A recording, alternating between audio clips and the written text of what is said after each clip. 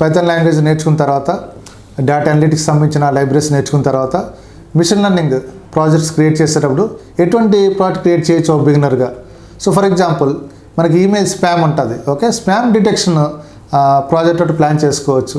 So దాని procedure ఏముంటుంది, first already చాలా మెయిల్స్ ఉంటాయి, ఆ డేటా ఉంటుంది. సో ఏ కంటెంట్కి అది స్పామ్ కాదు, ప్రైమరీలోకి వెళ్తుందా, సోషల్లోకి వెళ్తుందా, స్పామ్లోకి వెళ్తుందా, ఇన్ఫర్మేషన్ అంతా రెడీగా ఉంటుంది. ఈ ఇన్ఫర్మేషన్తో మీరు మోడల్ ట్రైనింగ్ చేస్తారు. డేటా గ్యాదర్ చేసిన తర్వాత అవసరమైతే క్లీన్ చేసుకొని సో ట్రైనింగ్ చేస్తారు. ట్రైనింగ్ చేసిన తర్వాత ఆ డేటాతో ట్రైనింగ్ చేసిన తర్వాత అప్పుడు టెస్టింగ్ డేటాతో మీరు ప్రిడిక్ట్ చేస్తారు. తర్వాత ఎవాల్యుయేట్ చేస్తారు కొన్ని మెట్రిక్స్ యూస్ చేసి. అంత బాగుందంటే అది క్లాసిఫై చేసి ఇచ్చేస్తుంది అనమాట ఆ మోడల్.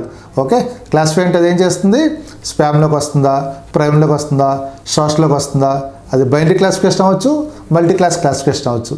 సో ఇటువంటి ప్రాజెక్ట్స్ మీరు బిగినింగ్లో చేయొచ్చు మీరు.